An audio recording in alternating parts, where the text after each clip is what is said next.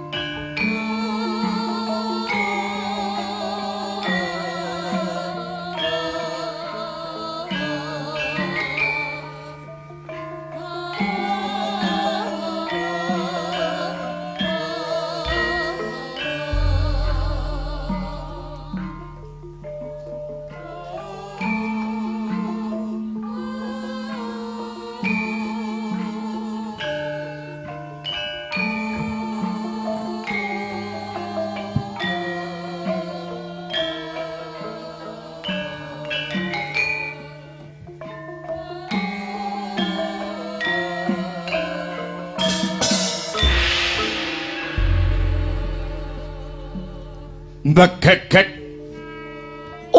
ugek sadulita hemel lae nyuwun sewu Gus ndara kula Rama Wijaya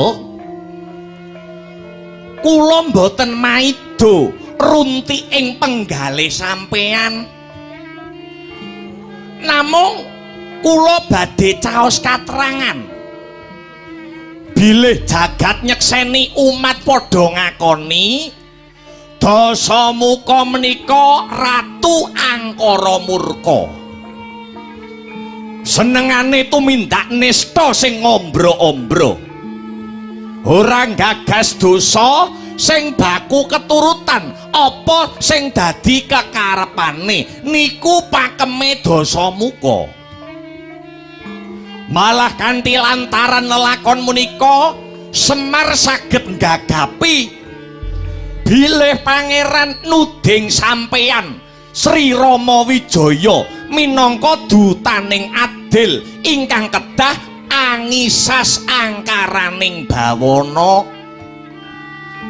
nadyan sing dadi pancatan niku ilange garwa paduka nenggih Dewi Sinta ning jenengan kudu tanggap kalian sasmitaning Gusti awet perkawis menika mboten ngemungaken bojo sampeyan sing dicolong karo Dasamuka ning sampeyan niku minangka dadi dutaning adil kapatah brasta sukertaning bawana mila Semar sarujuk sanget mbok menawi handika sakwadya Balawanara badhe gebak peperangan nanging tanceping niat anteping tekad ampun ngantos kleru aja nganti kleru nggih Den yen sampeyan pun perang tanding mungsuh Dasamuka mung perkara diniati ngrebut baline Sinta jagat boten badhe nulis labuh sampeyan merga labuhmu mung belani wanita nanging menawi mantenging cipta nering sedya tulusing dharma nglebur angkara murka anut marang keparenging dewa tartamtu jagat saisine bakal nyatet sejarah menika satriya niku kewajibane memayu hayuning bawana kanthi tulus ikhlas sepi ing pamrih rame ing gawe tegese pakartine satriya niku boten ngarep bebungah napa-napa boten milik kalian kursi kelungguhan ora milik karo kesugihan lan boten kengguh kalih endahing wanita ning jiwane satriya niku ingkang kaesti muhung anyadang lan anyadong nugrahaning Gusti Gus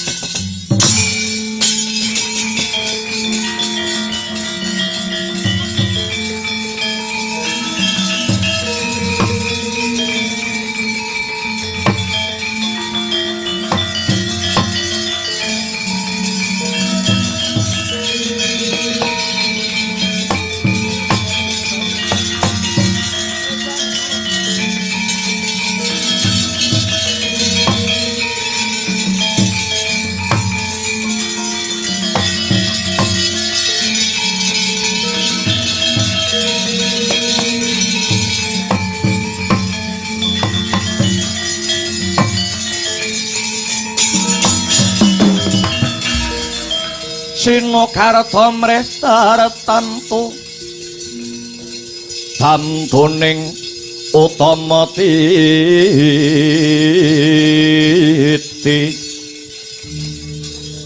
tetep dadi pangobaning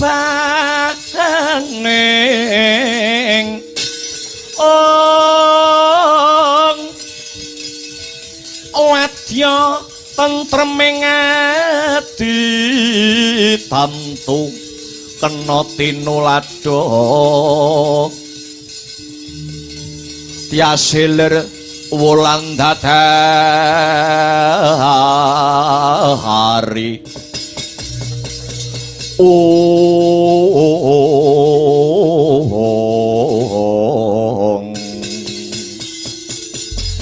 Kyai Semar padhang tetrawangan rasaning atiku Kyai prasasat mlaku ing wanci pangklong kepapak ing obor sewu dene Kakang Semar paring pitutur tumrap darmaning satriya ingkang bakal tak lakoni sing tak jaluk mung donga pangestune Kyai Semar Badranaya sak rampunge Rama Wijaya lan Balawanara nambak wujuding Samudra Hindi sak mengko aku wis napakake suku ana ing bumi negara Ngalengka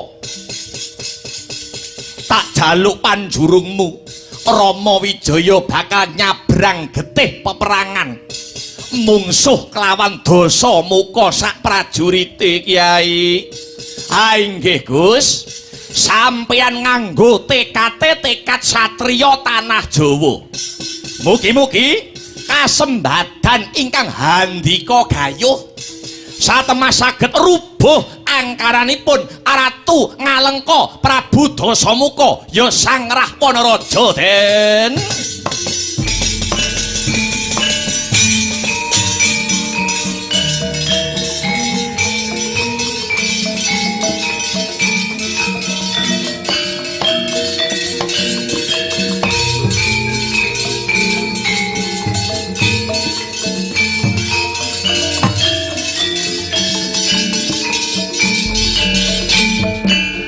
Teka-teka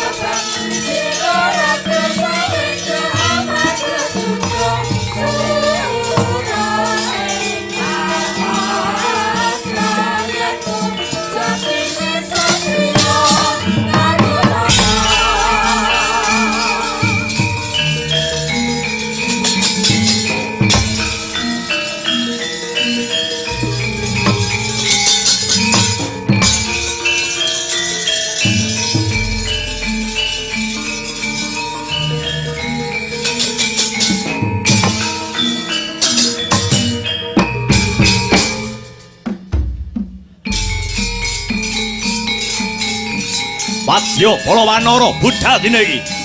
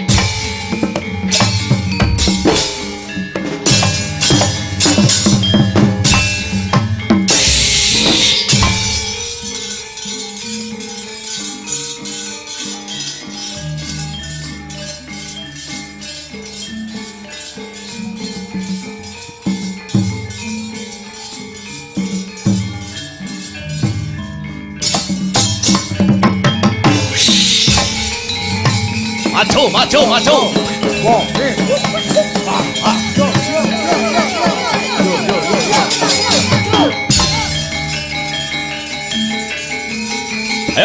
Ayo.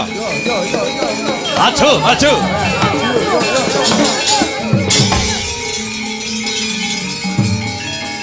Serat.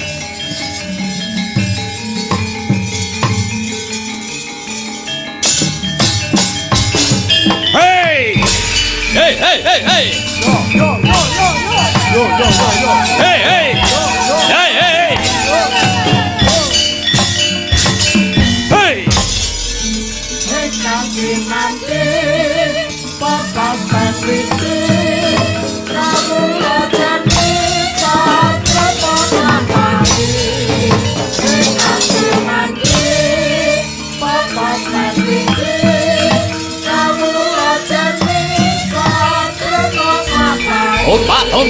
Domba. Hey! Oh! Hey!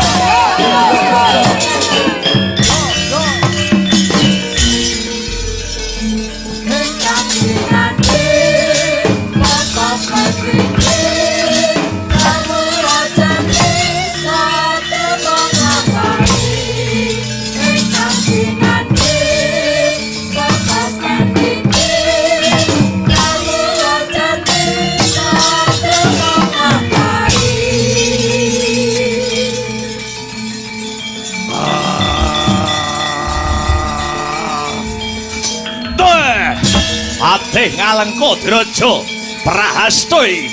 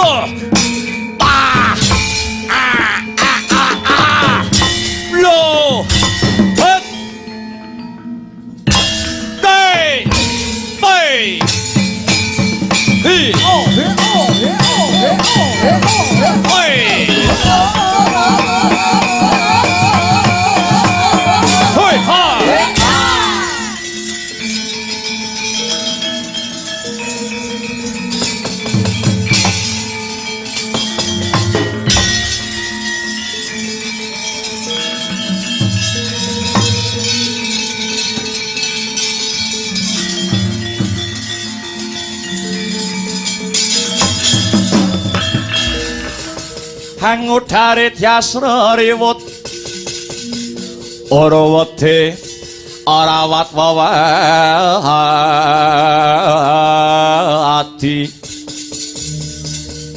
wedi lamun kauningan mring sang ambek ngomalati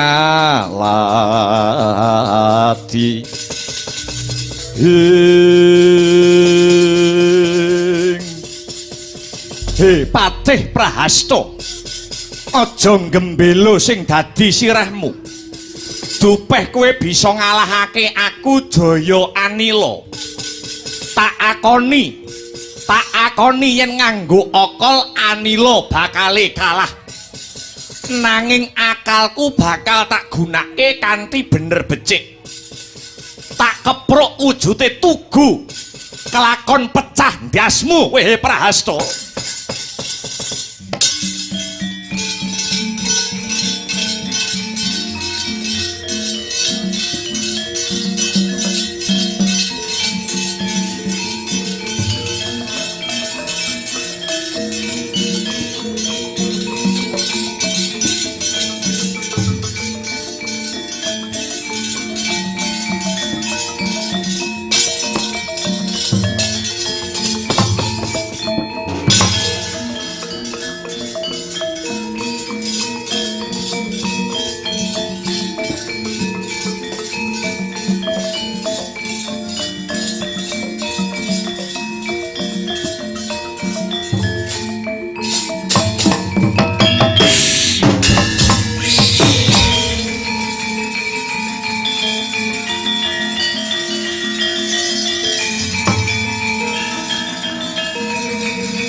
Kundala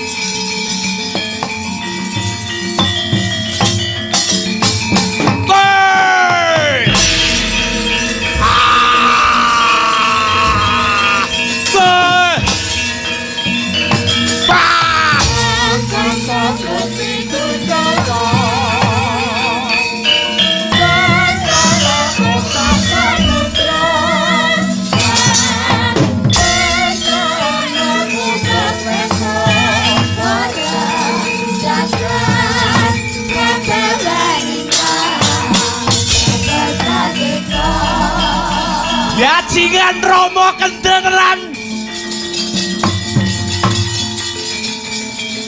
bah hei hei ah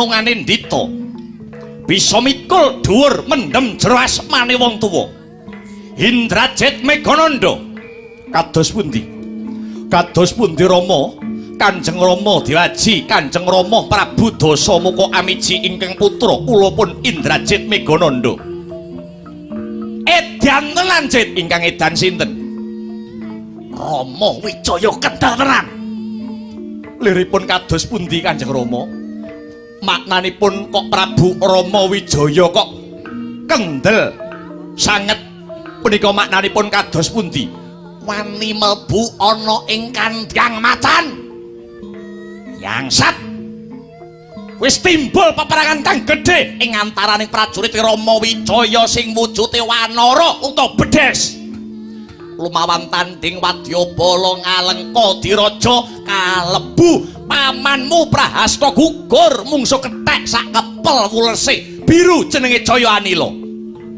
duh Kanjeng Rama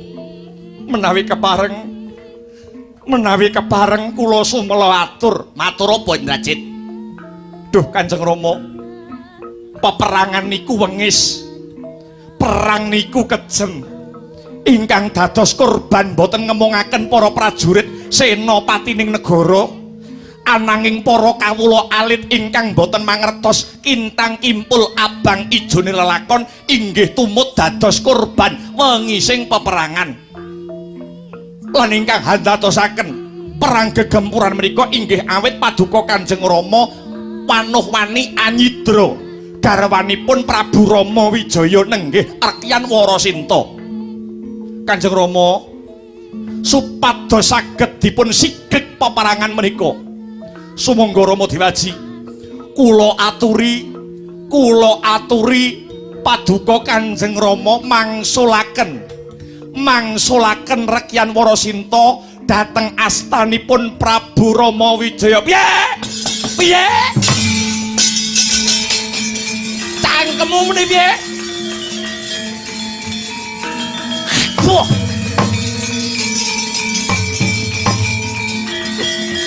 Ya tuh.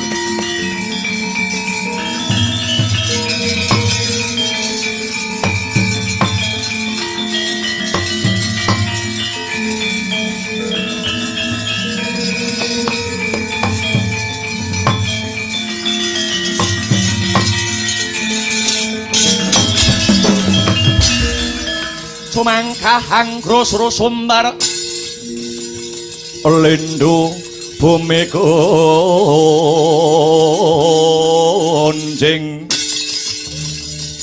kumaludo guntur ketuk omop kang colon edi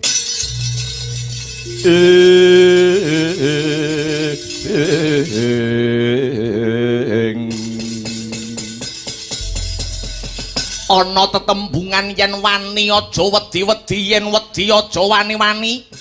Kowe ngerti apa ora karo tembung kuwi? Anggepmu apa kowe mulang karo bapakmu? Pinter kowe timbang Dasamuka. Iya. Yen pinter kowe sing dadi ratu diapurmu, ngerti ora kowe? Kowe bayi wingi sore mejang kaya dialang, nuturi kaya kiai. Ngaten Rama Dewaji awit wonten paribasan, ora sanggup paribasan. Kowe kari manut karo bapakmu. Apa butuhmu tak cukupi? Apa ora ngerti yen bapakmu Ratu Berbudi Bawaleksana? Dasare ber bondo ya ber bandu. Berbondo sugih Raja Brana Berbandu sugih Wadyabala. Negara kiwa tengen wae do miris nyawang Dasamuka. Awit Dasamuka ratu sing dodeng samaladeng sekti mandraguna kena ing lorotan kena ing patimerga gaduh aji Pancasunya. Rungokno kupingmu iblis kowe. Karo wong tuwa malah mejang. Ora tau menakne karo wong tuwa. Bareng gedhe nuturi wong gerang. Kowe wit biyen lair cenger apa tau menakne karo wong tuwa? Nate sepisan. Nate sepisan. Kapan kuwi kowe menakne aku? Nalika kula teng wetenge ibu napa jenengan mboten seneng terus. Angkemmu nyuwun sewu. Piye? Rekyan Sinta niku nyuwun sewu lho nggih. Piye? Rekyan Sinta niku umure sak anak jenengan. Tegesipun kacek umuripun menika tebih sanget kalian paduka Rama Prabu Dasamuka. Lho, kowe ora ngerti apa piye? Wong tuwa kaya aku ngene iki nek entuk cah nom padha karo jamu, ngerti ora kowe? Ngerti ora? Nanging punika garwanipun sanes wis ora sah kakehan gunem sing tanpa guna. Mula dina sak mengko wis dadi sumpahe Rahwana Raja, dina sak mengko wis dadi patembayane bapakmu Dasamuka ratu ing negara Ngalengkadraja. Luwih becik tak entengke patiku tinimbang wurung anggonku dedaupan lawan Rekyan Warasinta. Lajeng menapa ingkang kedah kula tindakaken duh Rama Dewaji walien rasamu Indrajit. Lumarapo dina iki? Lumarapo menyang gunung sing jenenge Gunung Gohkarna. Timbalana pamanmu Kumbakarna kang sak mengko lagi nindakake tapa nindra utawa tapa turu mapan ana sukuning Gunung Gohkarna. Oh, piye caramu? Mbuh piye reka dayamu? Aja pati-pati bali yen durung bebarengan kanca kelawan pamanmu Kumbakarna. Nuwun inggih ngestaken dawuh amit madal pasrah budal tina iki Indrajit Megananda.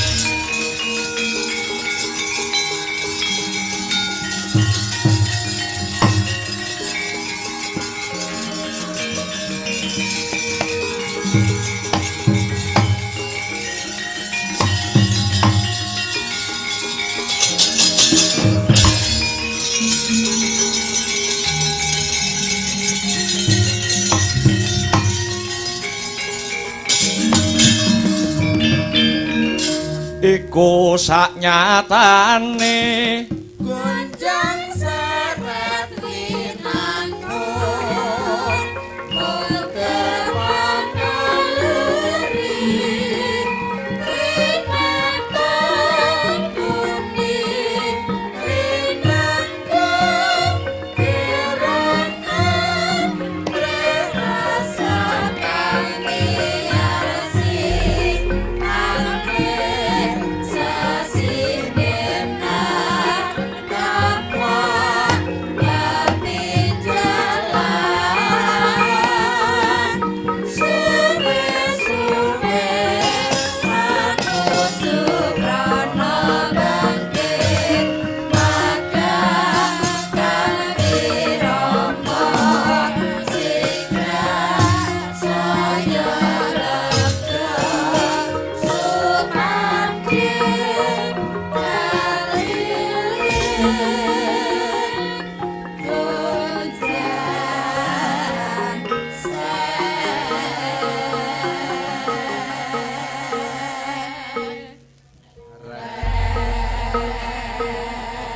palugon laguning lekas lo kita linuting kidung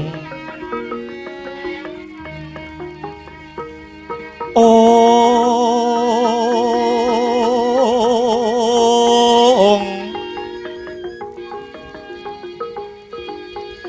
kadung kadereng hamomong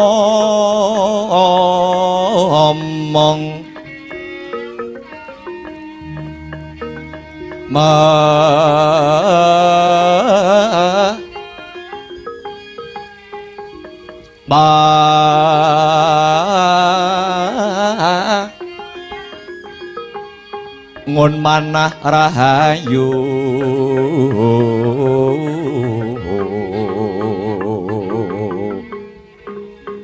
ong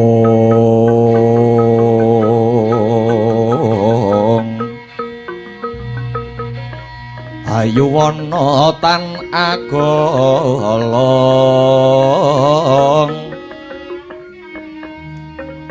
gumolong manadukara ong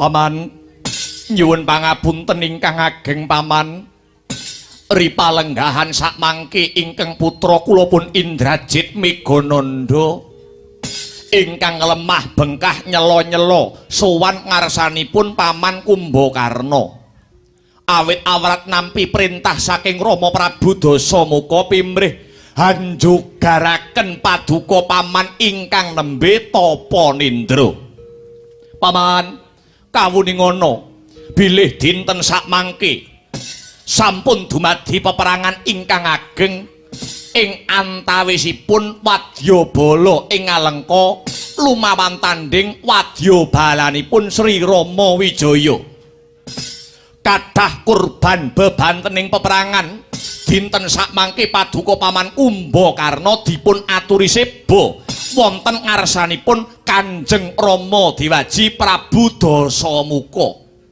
wonten ing Sitinggil negari Ngalengka paman kula aturi wungu saking nindra paman paman Kumbakarna kula aturi wungu paman paduka dipun timbali kalian Kanjeng Rama Prabu Dasamuka paman wungu paman paman Kula aturi wungu paman.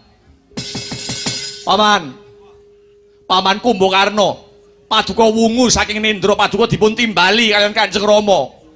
Paman. Wah, iki jane turu apa turu? Paman, kula aturi wungu paman. Permara reh manguswa umya ngambrang.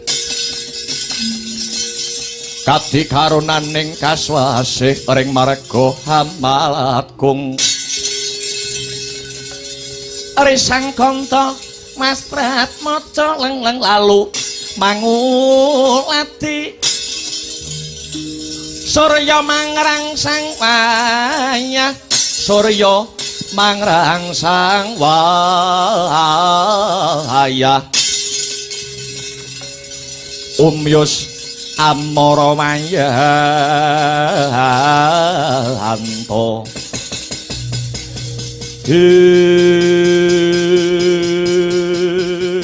iki jane turu model piye kok digugah mesa ora gelem tangi apa kudu Indrajit nganggo cara kekerasan paman tangi paman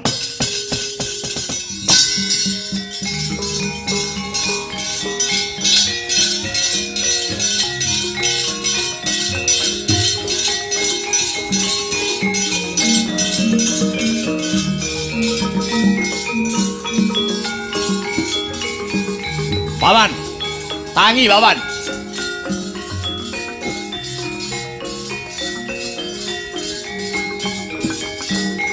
Paman, tangi paman. Hei, ah, ijane turu model apa?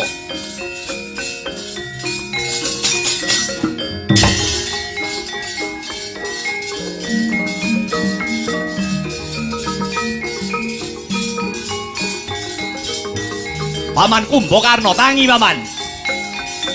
Ah. Wah. Raden.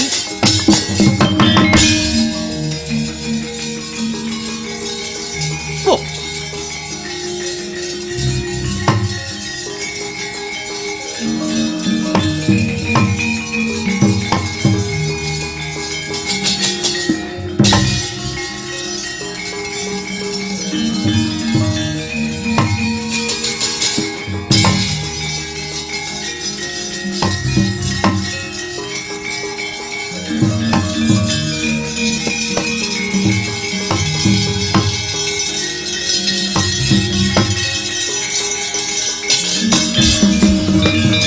Kagyatare sang kapirang ngurin anggul kinempit-kempit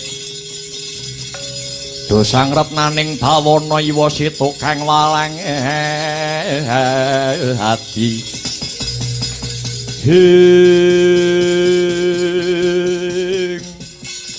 edan-edanan kok Indrajit nganti kaya kentekan akal anggone aku nggugah paman Kumbakarna aku kudu nganggo cara sing model kepiye ing atase tak gugah nganggo gaman nganggo sanjata parandene babar pisan ora ginawe rasa piye lung hah piye mbok ora ngerti aku mbok kowe iki melu usul aku ora tau usul kok kan pokoke kancane ngalor aku melu ngalor kancane ngidul melu ngidul rombongane mangkat melu mangkat pocokan ngono aku rombongane mase yo melu adike yo melu kan sing penting uang masuk ayo mbulang budaya yo ngoten nggih Gus Kang Paman Kumbakarna niku mboten sak lumrahe tiyang sare. Ngono. Nggih. Kenging winastan tapa brata. Lah, nek jenengan ngagem cara kasar niki mangke mboten badhe ingkang Paman wungu anggenipun sare, anggenipun tapa nendra. Lah banjur dalan ngendi sing kudu tak lakoni? Ngoten mawon. Nek nggugu kula manggugah sarana cipta. Ra omong mau-mau kowe kok.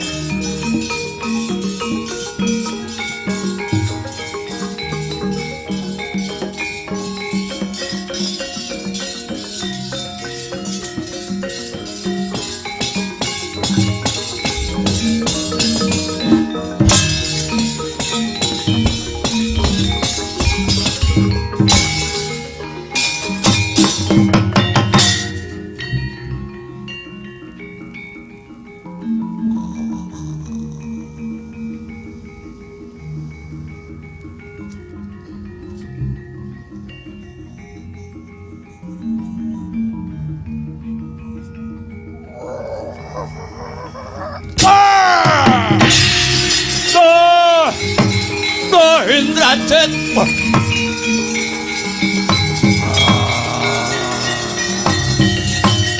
Paman, ngapunten paman.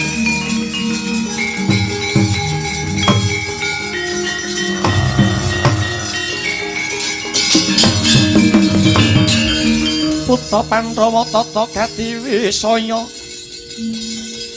ngendriyaksa sara maruta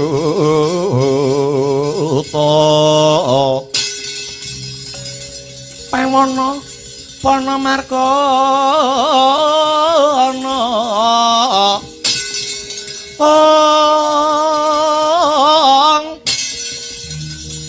samirana lan warayang Pancabayu Pancabayu wisikan pagulingan 5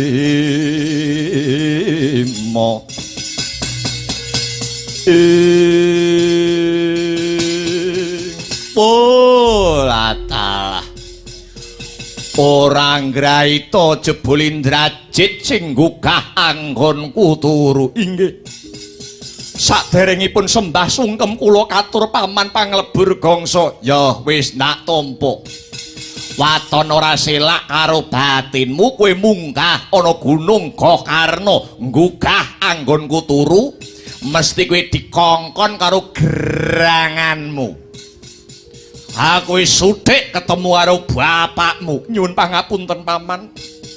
Kula namung sakdermi netepi jejibahan. Dipun utus kalian Kanjeng Rama supados ngaturi paman ing panglebur gongsa. Prapta ing pendhapi agung negari Ngalengka sakmangke perang Kudup Saripal Wagakara, perang kethek musuh buta sampun kawiwitan paman. Tegese bapakmu isih kenceng anggone kepengin rabi karo Warasinta. Inggih paman. Malah atur wuninga sampun wonten senopati Ngalengka ingkang gugur. Nuwun inggih Bibi Sarpakenaka tuwin Kanjeng Eyang Prahasta paman. Wah, adalah ya jagat Dewa Bathara, ya jagat Pangestungkara.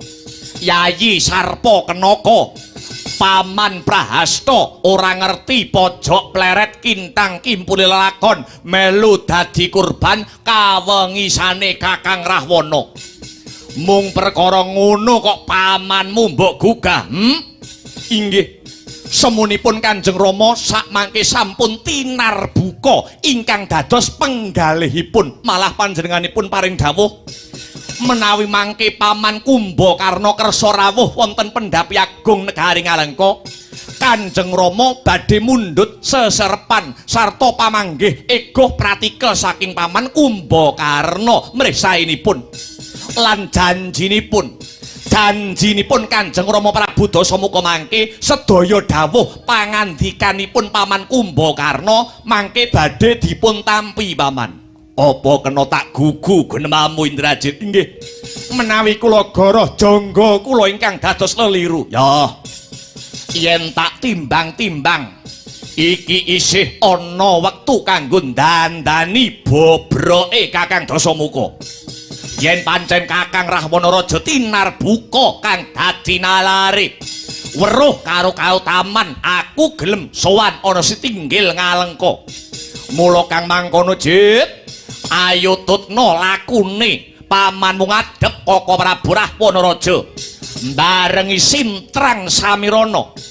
Muga-muga negara Ngalengka enggal antuk suluh sulak pewadang. Sumangga kula dherekaken Kanjeng Paman Dewaji.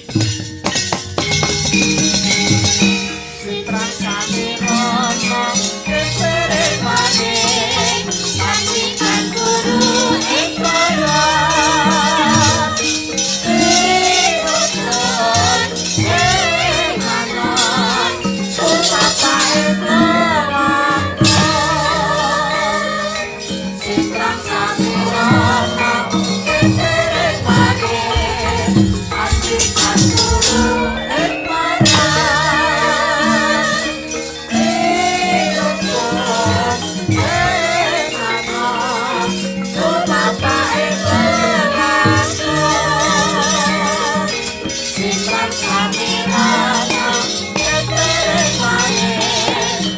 ikan guru ing barang irung ing mangan utama ing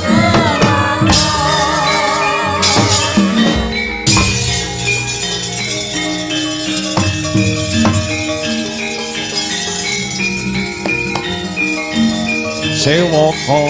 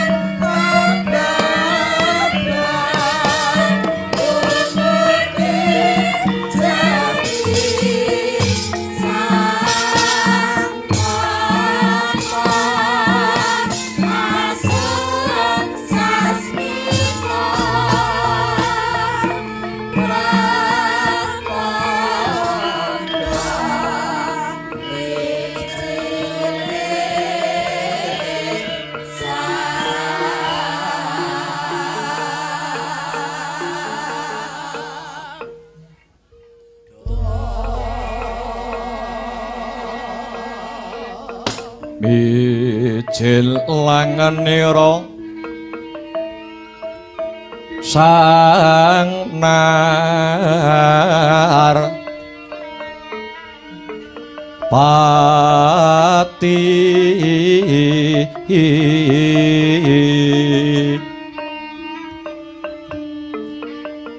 lampah hiro alon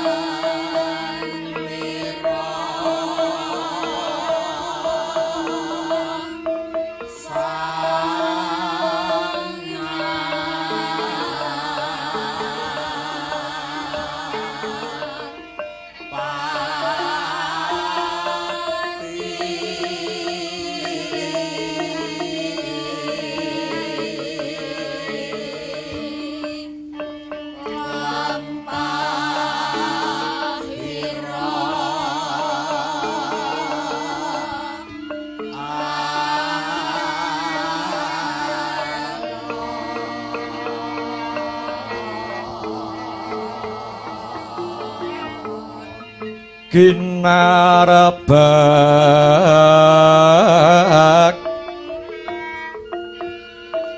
badaya yuwarna nira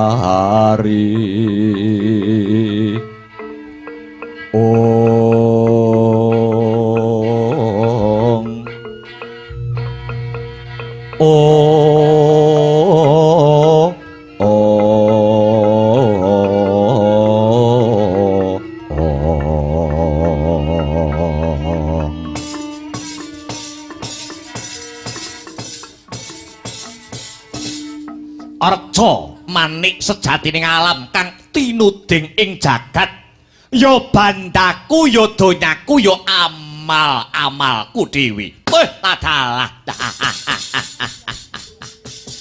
bareng pun kakang weruh prapane Yayi Panglebur Gangsa si Kumbakarna ngabyantara marang ngarepipun kakang bungah arasaning ati prasasat kejugrukan wukir sari kablabaran Samudra Madu Karna tak itung meh genep setahun anggonku ora ketemu kalawan Siadi ora sak pejagong kaya dina sak mengku nggonmu nglakoni tapa nendra tapa turu ana sukuning gunung Gokarna Kumbakarna padha becik sak tekane Yayi Kumbakarna ana ngabyantaranipun Kakang Yayi iya antuk pamujine Kakang Rahwana-raja Nirbaya nirsangsaya tekaku ora nyandung sambikala sawiji apa aku ngaturake bekti tondo pengaji-aji marang panjenenganmu Kakang Rahwana-raja. Yoh banget panarimanipun Kakang. Akarya bombong birawa jroning nala. Ora liwat? Ora liwat pangestunipun Kakang wae tampanana, Mbok Karna. Yo, Kakang. Ndak tampa tangan loro ndak petek ana ing jaja rumeketing wardaya miwahana rah daging kayuwanan diprayogake anggonmu lungguh Kumbakarna. Iya Kakang, ora kurang prayoga anggonku lungguh. Kejaba saka iku Kakang, rehne sak mengko aku wis ngabyantara marang pengarepane Kakang Dasamuka lumantar timbalane anakmu lanang ya ponakanku si Indrajit Megananda. Maragage kuwe matura kuwe ngendi kowe wigatine apa kendhih kemrungsunging galih kesuk panata ling kalbu daya-daya Kumbakarna kepengin mangerteni apa wigatine aku tinimbalan sowan. Kumbakarna, piye Kakang? Ngene Yayi. Perkara wigatine kowe ndak timbali tinemu keri. Krana pun Kakang wis tanggap ing swasana, tanggap marang kahanane Yayi Kumbakarna. Anggonmu turu ki kesuwen. Mongko Kakang wis niteni, wong kuwi nek turune kesuwen terus tangi, hawane siji ngelak loro luwe. Kuwi dayane yen turu kesuwen. Mula Di, kowe kandha marang pun Kakang, kowe njaluk apa? Bakal tak sembadani. Apa kowe njaluk omben-omben sing ditekake saka njaba negara sing regane larang? Mengko tak turuti Mbok Karno. Mara gage kowe apa marang pun Kakang? Kowe pengen mangan apa? Iwak kebo? Apa kepengin iwak sapi? Iwak wedhus? Iwak pitik? Yen perlu ku Mbok Karno njaluk iwak kirik tak turuti. Ayo. Kondo tak sembadani Mbok Karno. Kakang piye? Yen ku srawung karo Kakang Dasamuka ki ora mung sedina rong dina. Tegese yen ku srawung karo panjenenganmu Kakang Rahwana Raja ki wiwit indil-indil nganti ondol-ondol. Wiwit jejabang nganti cerapang, aku iki wis hafal Kakang. Watak wantu solah slagane Kakang Dasamuka. Saben nuruti kekarepane wong liya mesti gendong pamrih. Saben apa kekarepane wong liya kok uja, kowe mesti duweni karep kang sinandi sing ora dingerteni kejaba mung kowe. Mula aku jaga-jaga Kakang. Aku jaga-jaga emoh kepuk tangan budi karo kowe. Aku emoh nampa wujude panganan lan omben-omben saka kowe. Yen durung genah perkarane, durung cetha wigatine, aku tinimbalan sowan. Sing ndok karepke kepuk tangan budi iki piye Mbok Karno? Upamane aku iki mengko wis mbok wenehi panganan lan omben-omben kesenenganku, gek kowe duwe karep sing ora jumbuh karo atiku. Kowe meksa-meksa aku kudu manut karo kowe. Rumangsane kowe wis menehi bebuden marang aku. Mula saka kuwi aku jaga-jaga emoh nampa pawewehe saka Kakang Dasamuka. Dantek pinter men kowe. Orane pinter, aku ki nggo ngilmu titen Kakang. Watakmu ki aku wis hafal. Saben arep menehi apa-apa, saben nyumbang rono nyumbang rene mesti duwe karep. Ora wuru ngongko mesti kok nyoblos gambarmu wis sak nomer kowe. Mula enggal kondo. Walien rasamu Kakang. Duwe sedya kok apa, duwe niat sing ngendi, Kakang Dasamuka nimbali kadangmu panglebur gongso. Kumbakarna arsa ngangklungake jangga, nilingake karna, nunggu rumentahing sabda pangandikane Kakang Rahwana Raja. Ya rada maju sing dadi lungguhmu Kumbakarna. Leng-lenging driya mangun kong kanduhan rimang, lerlena tanpa kanin ing, lerlena tanpa kanin yen tamtu lusa, yen tamtu lusa mengko sang Dyah Utama.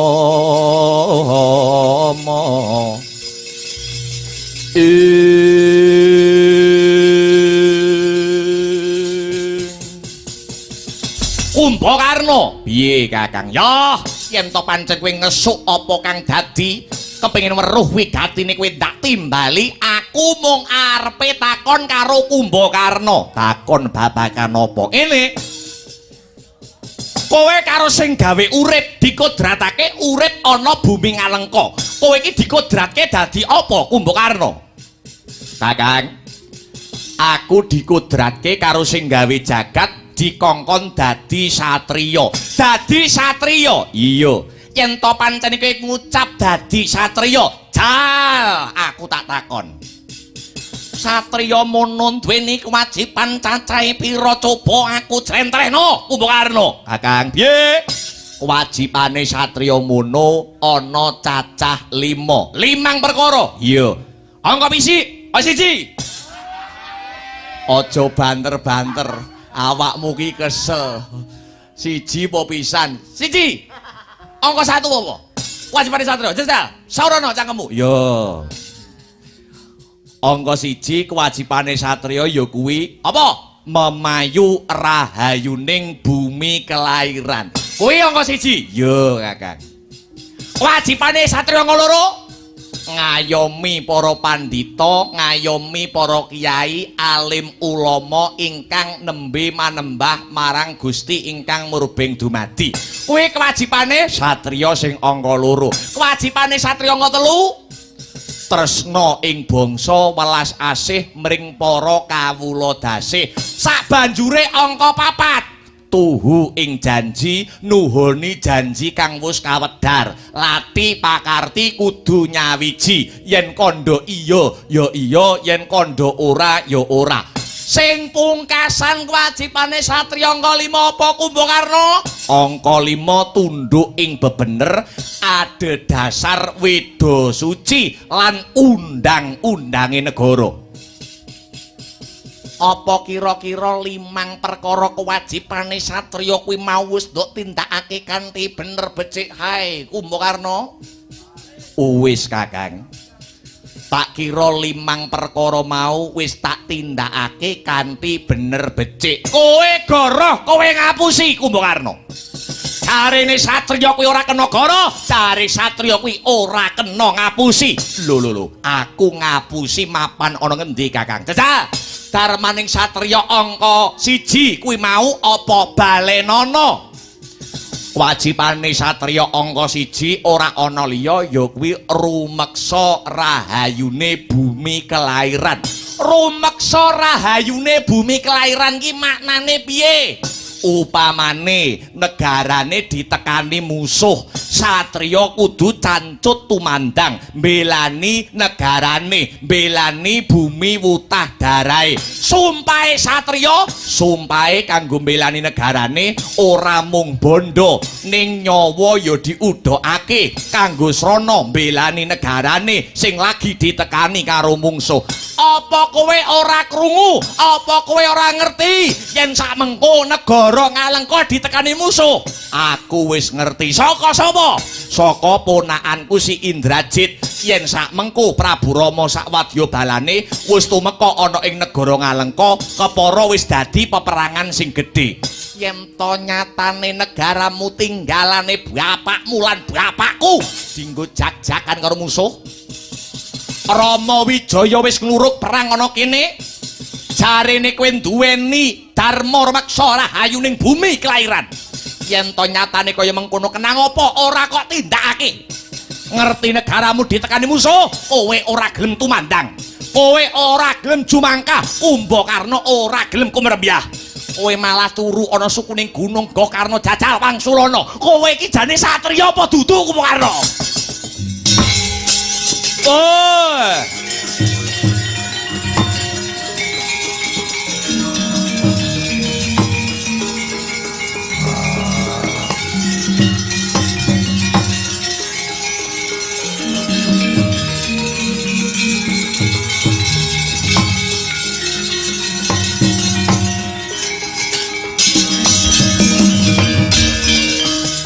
Wonten malih tuladan prayogi satriya gong nagri ngalengka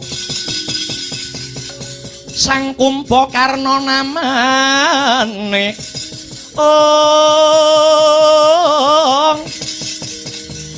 Toriku warna diyu suprandining kayuh utami wiwit duk perang Alengka nggenya darbe atur mring Kengraka murih Raharja.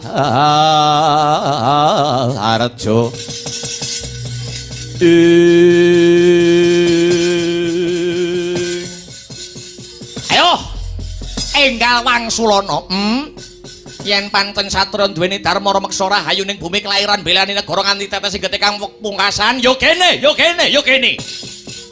Ya kene negaramu ditekani musuh, kowe malah turu. Rewa-rewa ora ngerti, ora gelem jumangkah, ora gelem kumrembah. Kakang, piye? Kowe bener ning kurang pener. Piye? Kowe bener ning kurang bener. Karepmu piye? Pancen bener. Satriya duweni kewajiban belani negarane nganti tetese getih kang pungkasan. Upamane negarane kuwi mau lagi ditekani musuh. Lah iya, nanging nyatane kena apa? Oh sik to, cangkemmu menengo sik. Cangkemmu menengo sik, Kang. Aku tak matur dhisik, aku aja kok pedhot lehku rembukan yen durung rampung nggonku matur. Pancen bener.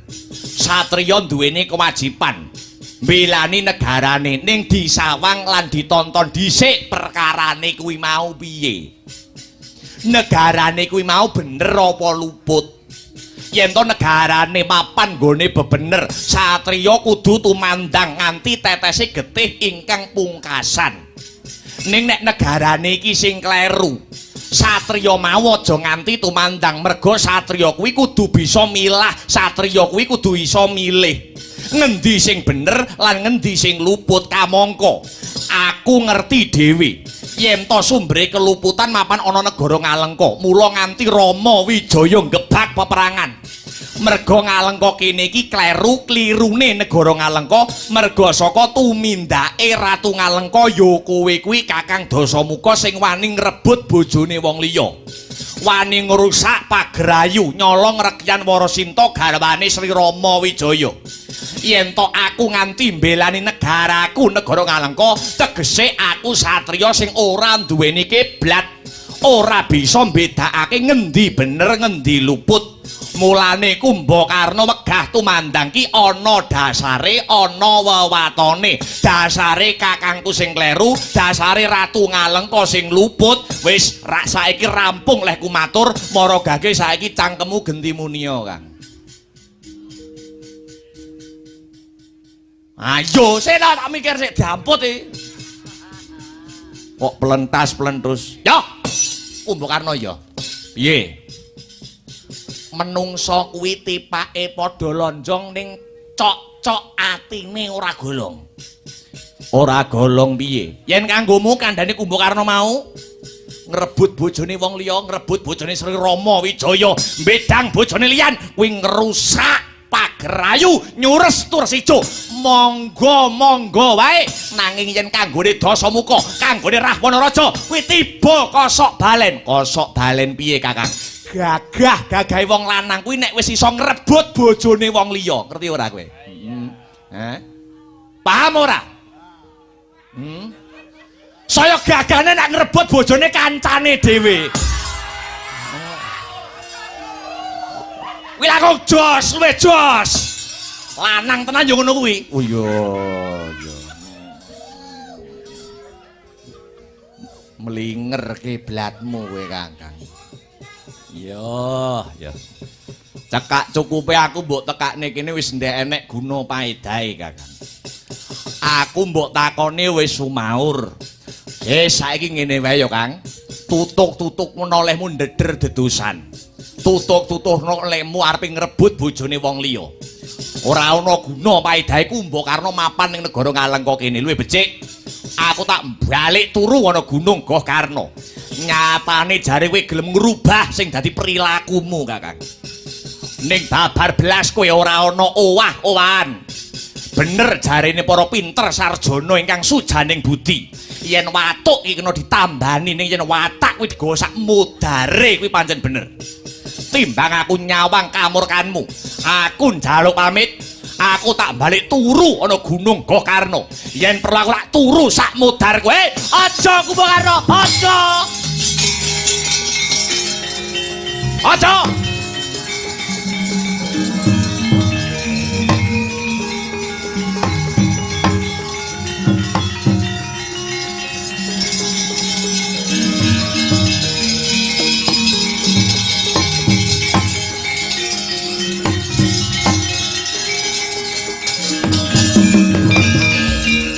Kadangmu padha warantena becik, besok amendemo baris kang prayitna. Baris kang prayitna ya saranta wong ing Dwarawati.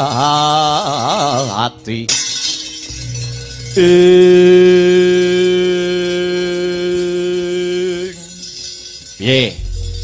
Kowe gelem ngrubah sing dadi perilakumu ora Kakang? Yo. Aku tak manut karo kowe Kumbakarna. Watone kowe aja ngalih tekan sak pengarep aku, aja ngalih tekan negara Ngalengka diraja kene. Yen kowe gelem manut karo aku ora bakale lunga. Yo, aku tak manut karo kowe, jajal. Aku mbok kon piye saiki? Aku mbok kon piye? Tenan kowe manut karo aku. Yo, aku duweni penjalukan cacah loro. Siji, kanggo nyirep peperangan lan ora ben saya ngombro-ngombro. Kowe kudu gelem njaluk ngapura marang Prabu Rama. Angka loro. Kakang Dasamuka kudu gelem balekne Rekyan Sinta nggone Prabu Rama Wijaya. Sabanjure kowe njaluk ngapura Kang Sarta balekne Rekyan Warasinta. Kuwi sing dadi penjaluke adimu Kumbakarna. Kuwi kudu mbok turuti, kuwi kudu mbok sembadani. Piye? Siji, kowe kudu njaluk ngapura karo Prabu Rama. Angka loro, Sinta balekno nyang bojone. Kowe gelem ora, Kang? Ora enek liyane kuwi. Ora enek. Yen gelem ya kuwi, ora gelem aku tak lunga. Ya sik tak mikir sik. Ya, supaya imbang Kumbakarna. Kowe duweni penjalukan cacah loro. Ya, aku duweni penjalukan cacah loro. Aku ya duweni penjalukan cacah loro ben imbang. Ya, kowe njaluk apa, Kakang? Siji. Aku gelem njaluk sepura nyang Rama Wijaya ning Rama Wijaya tekakno rene. Dasamuka wegah yen kon brangkangan marang ngene Prabu Rama. Kuwi penjalukku angka 1, angka 2. Yen aku wis balekne Rekyan Sinta nggone Rama Wijaya, nanging Rama Wijaya wegah nampa baline Sinta, kowe kudu gelem dadi senopati. Mungsuh Rama Wijaya sak wadya balane. Piye? Piye? Yo, aku saguh Kakang. Saguh? Saguh. Tenan? Yo, yen wis sekseni bumi karo langit Kumbakarna.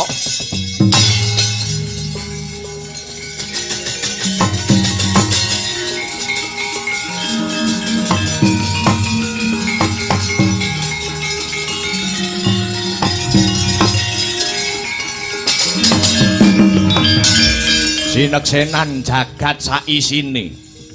Kowe gelem njaluk ngapura marang Sri Rama lan kowe gelem balekake Rekyan Sinta. Ya, ning ya kuwi. Nganti Rama Wijaya wegah nampa baline Sinta, kowe kudu gelem dadi senopatiku. Paham, ngerti? Ya. Tak sekseni. Ya, mbok sekseni. Saiki Rama Wijaya detik iki uga tekakno rene.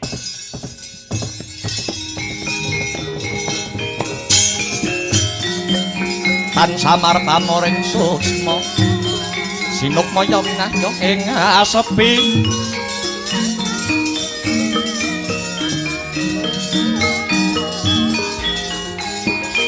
sinimpang telenging kalbu pambukaning warana tarlen saking ong